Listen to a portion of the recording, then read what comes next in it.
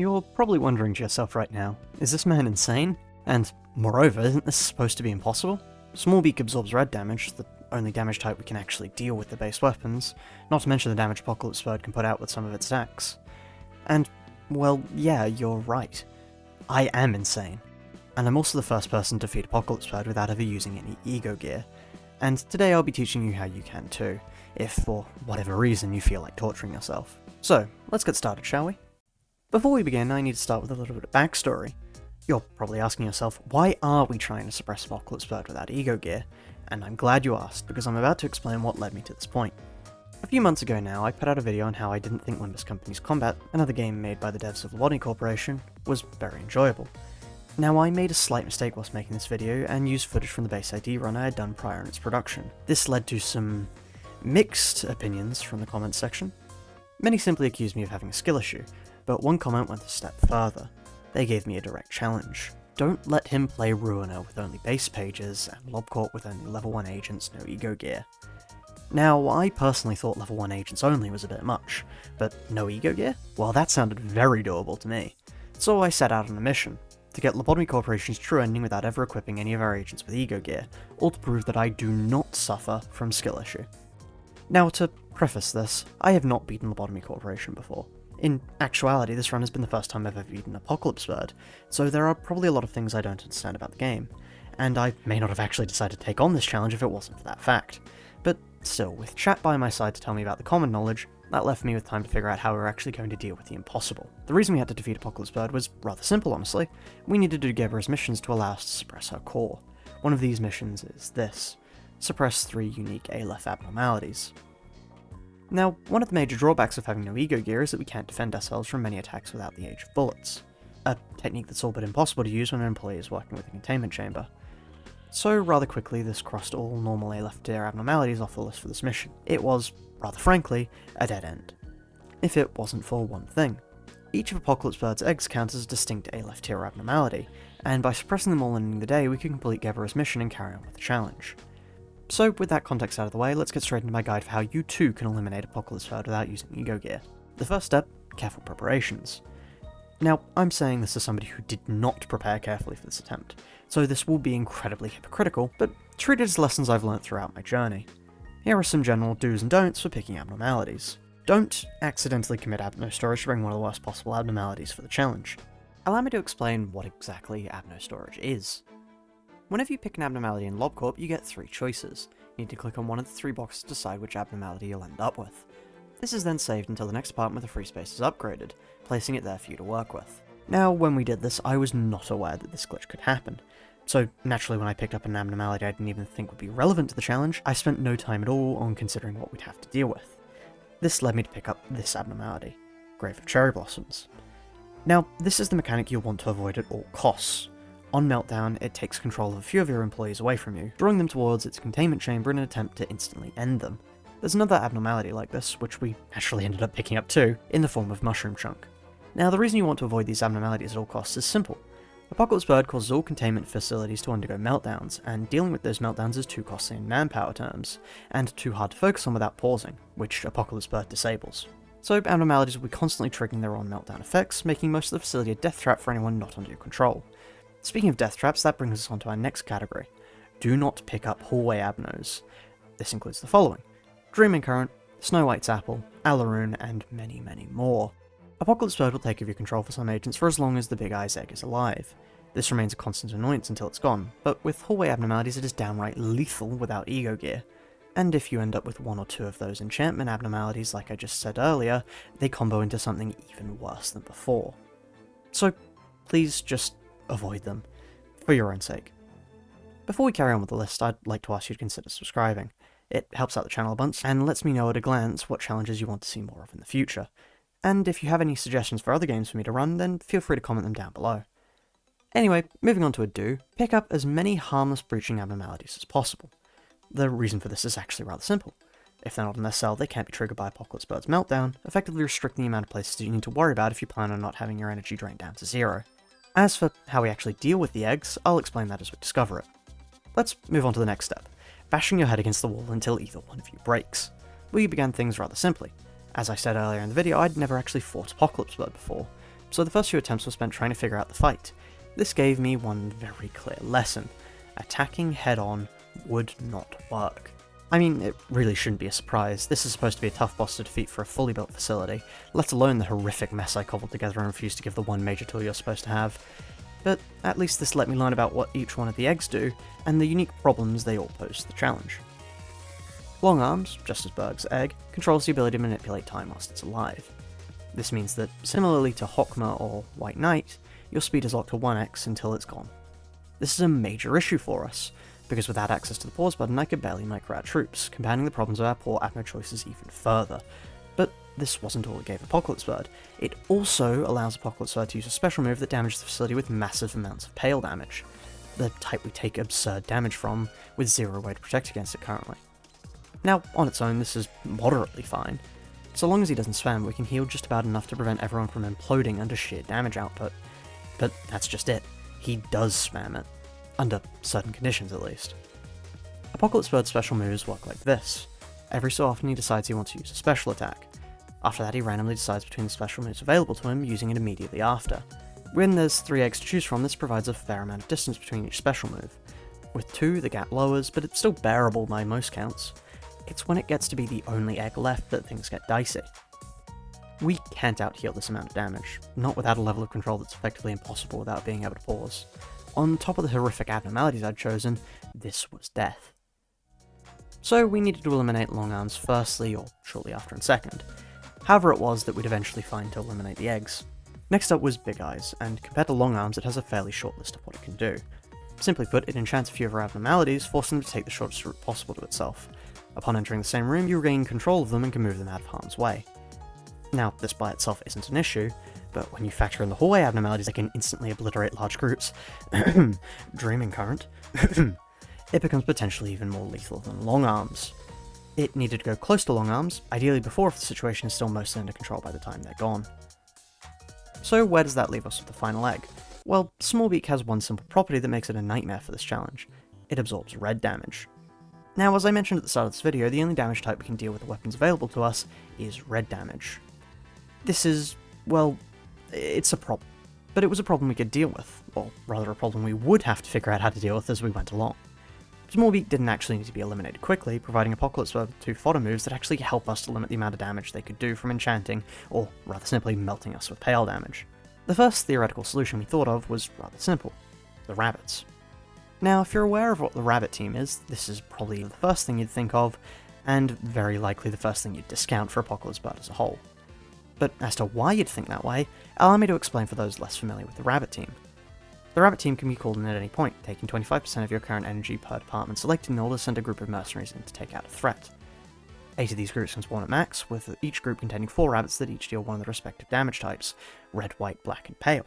This is quite good against most threats, allowing the rabbits to attack favourably against abnormalities with different weaknesses and endurances. There is, however, one problem when it comes to the eggs. Each egg endures almost all types of damage, absorbing another type.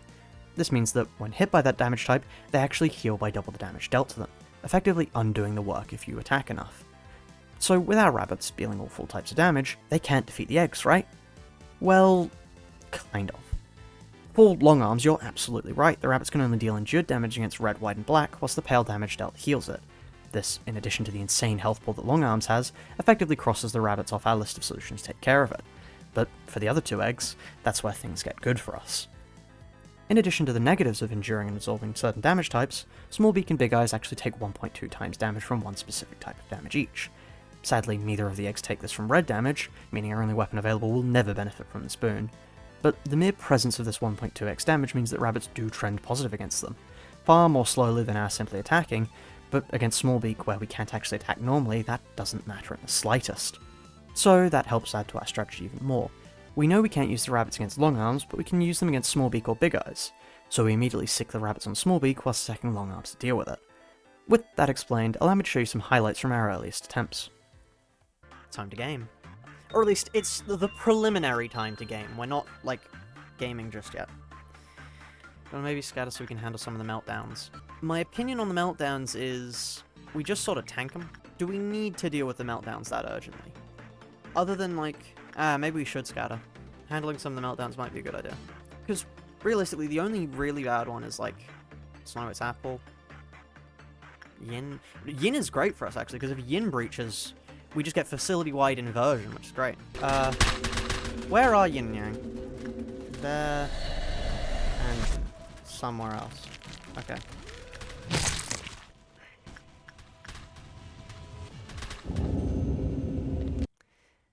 I looked away right as it happened. Okay, let's heal. Yeah.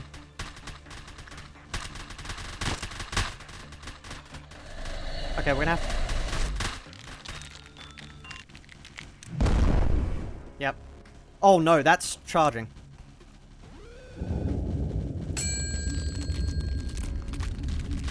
Why is it immune? Oh, that's... we're attacking Punishing Bird itself. Uh-oh.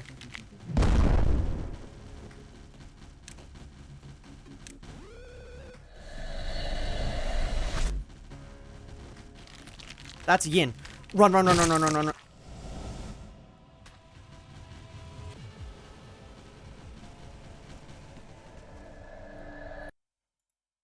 Now.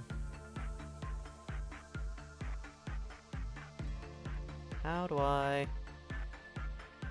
turn this on? Numpad 1. And we're just gonna put that there. Right. And away we go.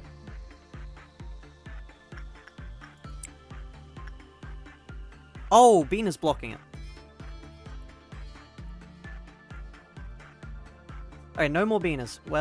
We're being serious here. We'll keep the one there. There you are, there's the timer. I understand how looking at things works.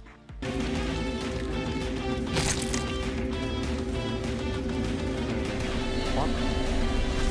How'd they die? Oh, here.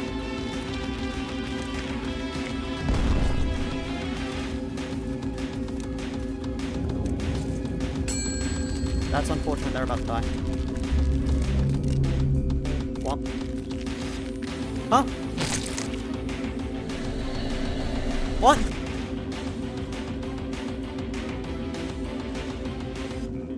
Huh? Right. I have no idea how... Scorched Girl! Oh! Actually, let's attack this. Pull rabbits on him.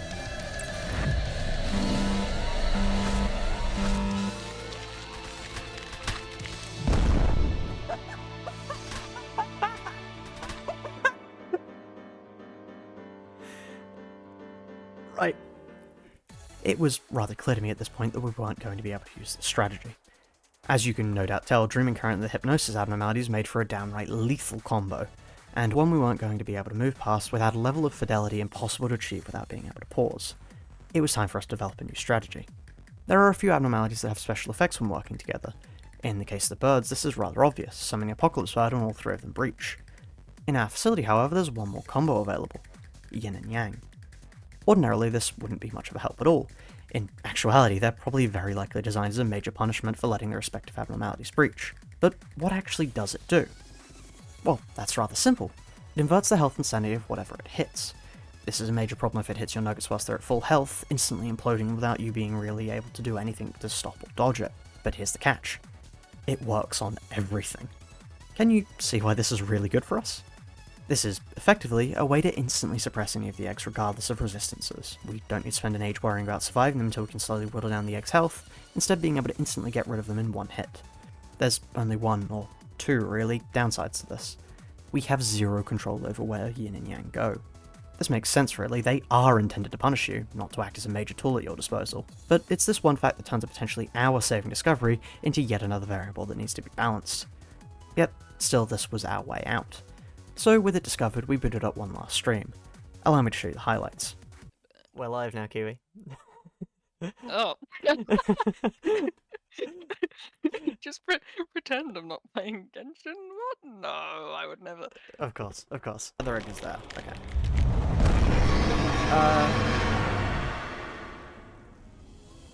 Right. Perfect. Now...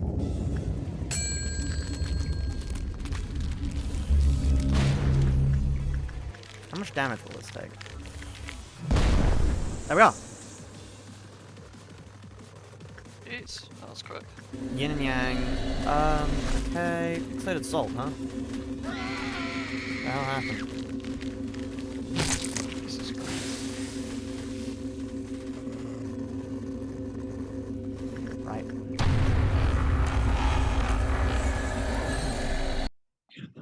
Forgot about dreaming Well, parent. that was splendid, wasn't it?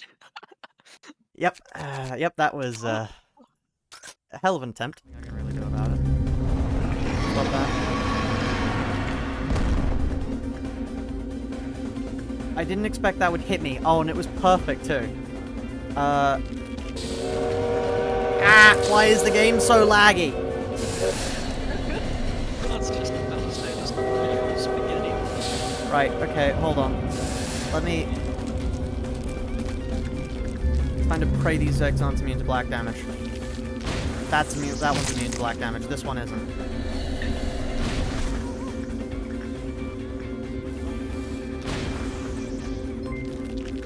I do still remember when I did karaoke on stream. One moment, let me just... Right. They're willing to do it. I could be convinced. Right, okay. We can pause now. Let's take stock of the situation.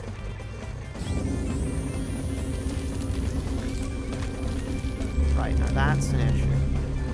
Let me just look away from that. It can't hurt me if I don't look at it.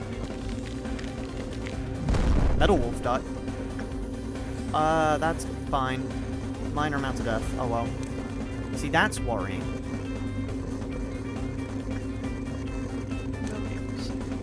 I may be fumbling. No, you got this in the bag. Uh-oh.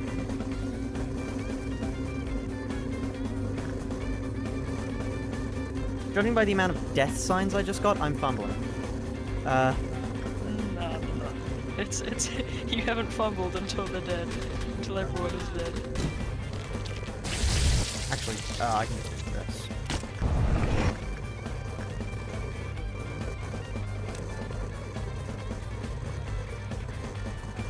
Oh, That was literally that's the worst it could be.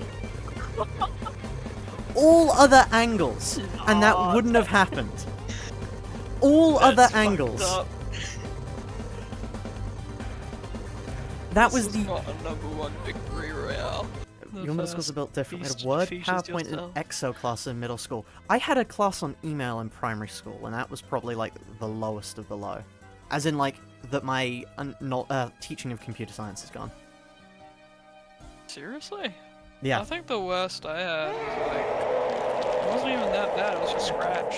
Scratch. I made See, like the thing was, really bad Scratch horror games. I had to teach my teachers Scratch. You guys need to move the hell out of the way. What? My teachers didn't comprehend the idea of Scratch, so I had to be the one to teach them.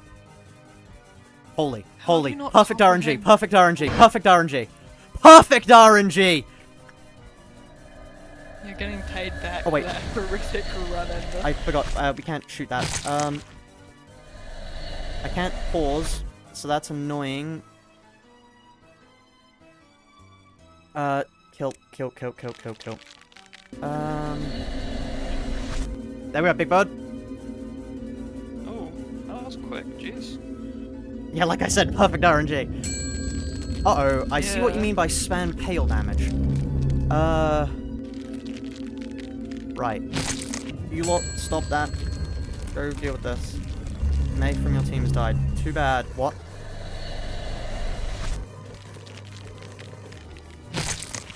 Huh?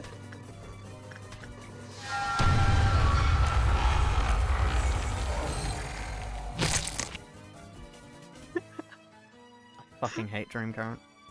Die. Me. You. I did. Hello. Turns out, oh,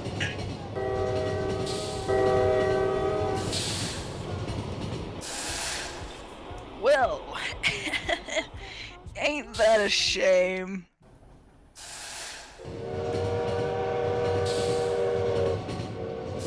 why is that not playing? No, I'm loving this train, I'll be honest with you.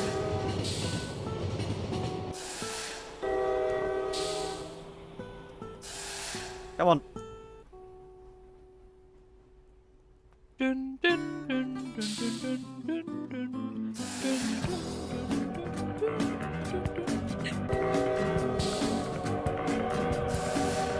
Anyway.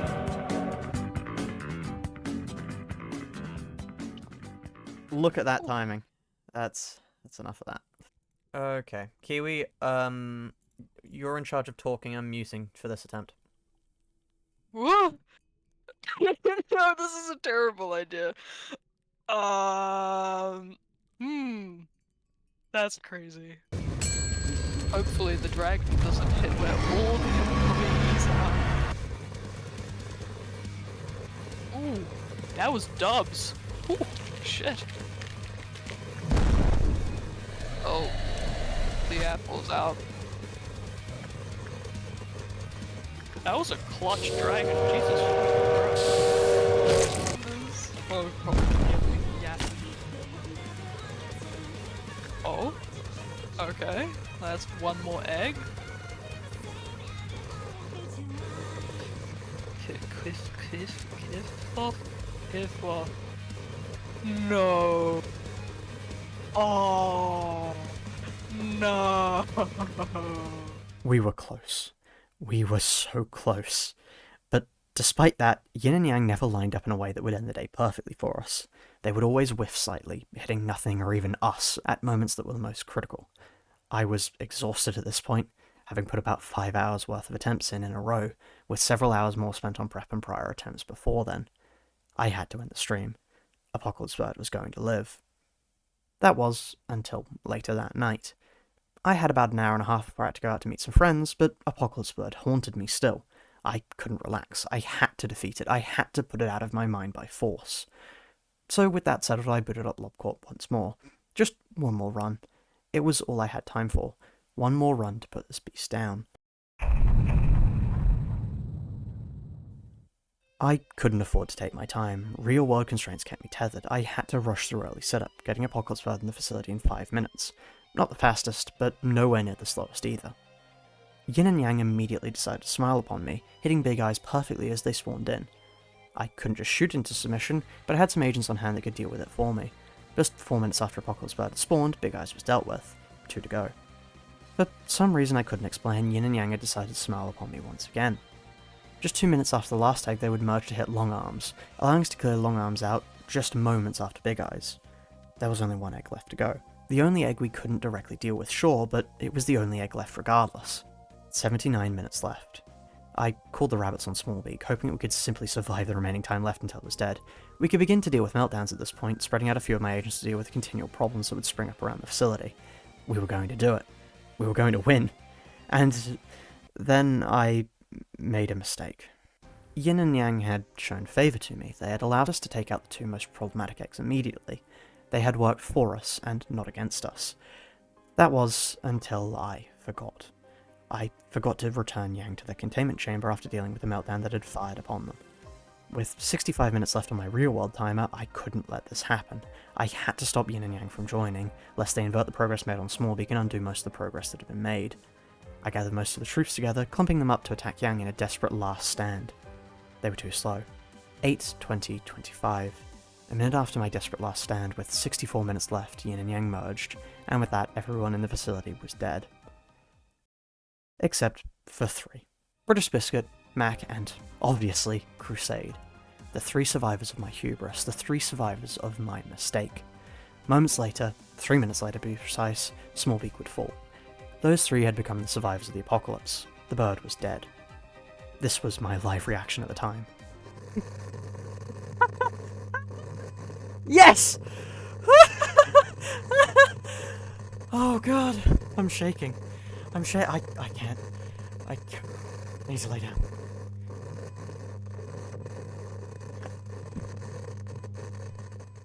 I was buzzing. Literally, I could feel my face vibrating beyond belief. I had to go lie down because we weren't out of the woods just yet. Our final mission? Survive. After 2 minutes of simply lying in the dark waiting for my muscles to stop attempting to get out from under my skin, I could return to my PC and continue the work. My strategy was simple. Only work with the abnormalities I knew wouldn't endanger the remaining 3 employees I had. So, whilst 1.7 MHz encompassed the facility, I continued to work with the freshoots. But the game had bugged. Big Bird breached again. I had no time for this. I couldn't deal with suppressing another abnormality. All I could do was continue the work, continue and pray that none of my agents would meet their end by it. It was at this point that a green noon spawned. We couldn't deal with this. I didn't have the time, only half an hour left before I had to be getting out of the door. I had to ignore this one too, continue working around it in the hopes that we'd get enough energy to simply end the day. I had wasted too much time. I wasn't going to make it. I couldn't deal with the meltdowns that were going to fire, not with only 3 agents to my name. But I had an idea. I would use one of the 3 remaining agents to use the backwards clock, clearing the facility of any and all problems. With 8 minutes remaining and 225 energy left for me to get, British Biscuit Lizards sacrificed themselves for us. But something wasn't right. It didn't deal with Green Noon, and it didn't deal with Big Bird either. All it did was cancel the meltdowns and everything, useful for certain, but far less so than I had predicted it to be. And with 5 minutes left on the clock, something dawned on me far too late. We weren't going to make the energy total, not with working with Frey alone. I needed to work with Burrowing Heaven and Little Prince. It was at this point that Mac was eaten by the glitched Big Bird.